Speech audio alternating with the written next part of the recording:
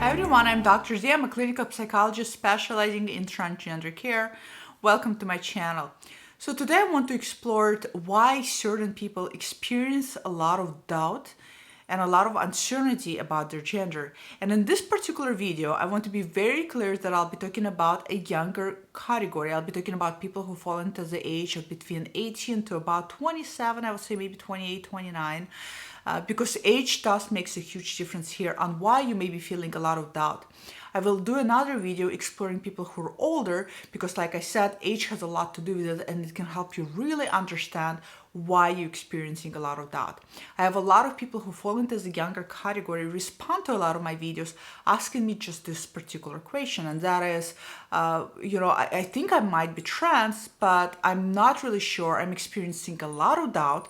I want to start hormones or I want to start transition, but because I have so much doubt and so much uncertainty, I don't really know if that's the right decision for me. And so I want to address some elements of that, and I want to explain to you why you might be feeling a lot of doubt. So again, I'm talking about a younger group, about 18 to about 27, and I'd like to explain to you one of the reasons why you may be feeling a lot of doubt and a lot of uncertainty. So for starters, let me just say that there are about 4 categories that tend to kind of layer on each other, if you will, kind of like a strata. If you were to look at the, strata and how it's layered, you imagine lasagna and different layers representing something else, that in one shape or form tend to have an effect on our gender identity. One of them is our sexuality, and that is who we're attracted to. That tends to have an effect on our gender identity. Another one is our gender expression, and that is how we tend to express ourselves in relationship to our gender. Then there's also gender identity, and that is our core sense of who we are in relationship to our gender. And the last category is that for some people tends to be part of the strata, but not for everybody, is gender dysphoria. Now, gender dysphoria is a cluster, what we call gender dysphoria, is a medical condition composed of cluster of symptoms stemming or coming from incongruencies that a person experiences between their biological sex and their desired gender. Gender dysphoria is very different from gender expression in the sense that gender expression is not related to symptomatic things arising out of incongruency. Gender expression simply is how you express yourself. Whereas again, keep in mind, gender dysphoria is very different. Now we're talking about medical condition where you have an array or a combination of symptoms arising which constitute gender dysphoria, right? And the symptoms can be depression, anxiety, it can be hopelessness, feelings of your thoughts of suicidality that arise out of feeling the incongruency between your body and the desired body. Again, your biological sex, which is our secondary sex characteristics once we hit puberty, kicks in, and your desired gender. So very important distinction because it plays a key element in what we're talking about today, okay? So why is it when you're younger, you may be experiencing a lot of doubt and questioning whether you are trans or not? Well, to break down and to go through the strata or the layers of lasagna and figure out where you fit on a gender spectrum can be very, very confusing. And also what plays in the confusion is that the younger you are, that means that you have grew up in a cultural context where gender diversity is becoming a little bit more inclusive. Not fully inclusive, so we're not there yet, but we are getting to a point where it's becoming a little bit more talked about. It is in our vocabulary, it is in our, we see it in books, we see it in media, so it's becoming much more accessible to us. And as a result of accessibility, we're being a little bit more saturated in that bubble. It is, again, nowhere where it needs to be, but it's certainly much better than it was, even 50 years ago or 100 years ago. And as a result, chances are your parents are also being a little bit more flexible, right? Maybe the state where you live in is a little bit more flexible as well in regards to gender identity and gender expression. Your friends and your peers are also going to be much more flexible. So that can be really good, and that can also lead to a lot of confusion. The good thing about growing up in a world that is becoming much more saturated with gender diversity and vocabularies that describes different gender identities is that you have a better way to understand or gain understanding of who you are or how you see yourself. The detriment of that is that because it is so saturated, it adds another layer of confusion. And this is where doubts a lot of time arise. Almost, if you will, too many options to pick from, right? In some sense. And people tend to confuse sometimes when they're going through and it's their own individuation process, where it's just a matter of your gender identity and in relationship to maybe your sexuality and how you want to express yourself to the outside world. And people tend to confuse all of those three elements with gender dysphoria. And they assume they're transgender as a result of it, which is not the case. Again, remember, you must have some kind of symptoms arising out of incongruency. First of all, you must feel a strong incongruency between your biological sex and your desired gender to qualify for gender dysphoria. If you don't have and you don't feel any of that incongruency, chances are you're probably not going through gender dysphoria, but chances are maybe something else here at play for you to take a look at in relationship to your gender expression. So do you see how all of those three things tend to layer up? So I'll give you an example. A lot of people, when they're young, they have an understanding of their sexuality. And for example, some guys who grow up are attracted to men, and they tend to be very feminine guys as well. Well, being an effeminate guy is simply your gender expression, and it's simply also a part of your gender identity. You see yourself as a feminine man, not necessarily as a man. You don't see yourself as a woman. You don't see yourself as a trans person, but you see yourself as a feminine man. But as a result, when you grow up, because you see yourself as a feminine, that means that feminine things are going to be appealing to you. So what's going to happen is that most likely you're going to be attracted to those feminine things. Maybe you're going to be attracted to bright colors, everything that we tend to associate with femininity, right? So bright colors, maybe you're going to want to wear some makeup, or you're going to want to dabble into your mom's clothing or your mom's jewelry. None of those have anything to do with you being trans, right? It has everything to do with your gender expression as a feminine boy. Well, sometimes that can be very confusing as you tend to grow up, and some people start seeing and wondering maybe you are trans as a result of that. Especially today, a lot of parents can quickly jump to that and assume that, oh my God, my boy is expressing some feminine qualities. Maybe my boy is trans. Well, that's not the case at all. It just simply means that your boy is a feminine boy. Period. But it can create a lot of confusion for you as you grow up. And then once you hit puberty, that can add another layer of confusion. And then when you go and you communicate with your peers and you start having sexual relationship, that also adds all layers of confusion, because the world wants to see you through a particular lens, and when you don't fit that lens, you start doubting who you are. So as a result, you start getting a lot of doubts about your gender identity. But again, having doubts and uncertainty about your gender identity is very different than having gender dysphoria.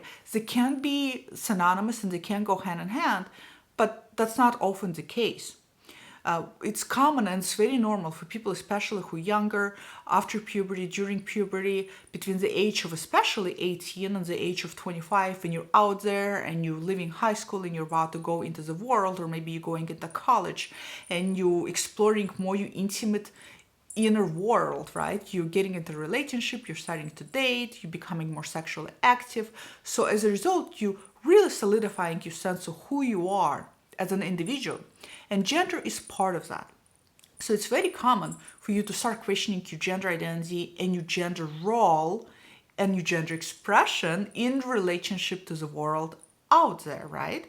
So if you, for example, is a feminine male again, and regardless of your sexuality, whether you're feminine male, actually not regardless of sexuality, let me just say that the sexuality can model things even further, because if you're a feminine male but you're attracted to women, women can automatically see you stereotypically as gay because you are a feminine. And that may have nothing to do with your sexuality because you're straight, you're attracted to women. But they will automatically see you that way. So as a result, that will create a role confusion in you, and you'll start questioning your gender, or you start questioning some sense of your gender identity. But keep in mind again, you questioning or having doubts about your gender identity, right, in relationship to societal roles is very different than having gender dysphoria. And the key element difference is that absence of symptoms. Now, again, maybe you will have some sense of depression and anxiety as a result of all of this questioning, but the depression and anxiety is not a byproduct of feeling severe incongruency. And the difference is that you as an individual, maybe it's just simply questioning how you want to express yourself to the world, how you want the world to see you, where you fit in the category, and maybe just questioning all of that creates a lot of tension inside of you. And as a result of attention, you start thinking, maybe I'm trans. For individual to fall in the category of transgender identity, there has to be that incongruency. So the key element here is to ask yourself, how do you really feel about your body? Your especially body parts that communicate particular gender. And for a lot of people, they feel very comfortable with their body, but they don't feel very comfortable with how they are able to or not able to express themselves to the world. And that's where the difference lies, and it creates a lot of doubt in a lot of younger people. Now, of course, there is a category of younger people who are experiencing severe dysphoria, for whom it is not a matter of role expression, or it's not a matter of gender identity or sexuality, where it is simply just that you are experiencing a medical condition, and as a result, you're having all the symptomatic response. That is a very different story. And usually, the key element for those individuals is puberty. Not so much childhood, but more so puberty. Research really shows us that it is when puberty hits that core of gender identity in relationship to gender dysphoria tends to become really predominant. And that's because that's, of course, when you develop secondary sex characteristics. So imagine if before the puberty, you were wondering if you were transgender or questioning or feeling some incongruency about your body. Well, when puberty is going to hit, it's going to make it very evident whether you're comfortable or incredibly uncomfortable with your body, because all of the secondary sex characteristics that are so binary in our society are going to come to the surface. So pay attention to puberty. Look back at your puberty, right? Look back at your puberty and ask yourself, what was puberty like for you? What did you experience during puberty? And we're really trying to find out here whether you have a strong sense of incongruency between your body in relationship to your gender. So if you're having a lot of doubts and you think you're transgender, but you're not really sure, you need to be a little bit more investigative into your inner self. You need to really kind of imagine yourself being a Sherlock Holmes and going there with a magnifying glass and asking yourself all of these questions. And it can be very confusing, but is the key element again, you're looking at whether you're feeling a lot of incongruency with your body parts. And I'm not just talking about body dysphoria, right? This is not a matter, I want to be careful here, this is not a matter of you maybe not liking your height, for example, or how tall or how short you are, or maybe the size of your chest, or maybe the size of your genitals. It's not about the size or aesthetics of your body parts. It is complete dislike, almost as if those body parts don't belong to you. So that's a big difference here. So if you're again experiencing a lot of doubts, and if you're younger, you fall into that category, that is one of the reasons why you might be experiencing a lot of doubts. It could be because you're not dealing with gender dysphoria, you are dealing with gender identity, you're dealing with gender expression, and you're dealing with your sexuality. And because you are so young and you still have to have a lot of relationships or a lot of at least relational experiences under your belt that will help you illuminate and learn more things about yourself, it can become incredibly confusing, and it can create a lot of doubt in your mind. So be careful out there. Don't jump at the medical transition. I'll do a separate video about what you can do when you're experiencing a lot of doubt. What are some of the techniques or some of the things you can do to help you figure out and solidify who you are as an individual. So stay tuned. So I'll link it below. after I record that video for you to watch that. But keep in mind, it is a very strata-sized thing. So gender identity is not just a clear-cut thing. There's a lot of layers that go into it, and to figuring out where you fit under lasagna can be very difficult. But if you are dealing with gender dysphoria, that is very different than dealing with gender expression. So comment below, let me know if you are experiencing a lot of doubt and you fall into this age category 18 to 28, 29, what is the doubt arising from?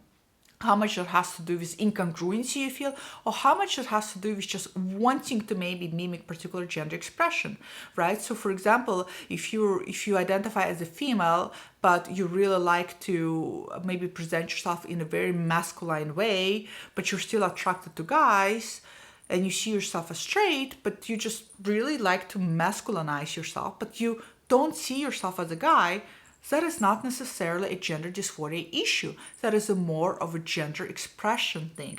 And how can you get comfortable and find out what's your gender expression within your gender identity? So hopefully you find this helpful. Comment below, let me know. I'd love to hear your thoughts. I'd love to hear where you're at in terms of your own doubts and how you deal with them. And I'll talk to you guys all next time. Bye.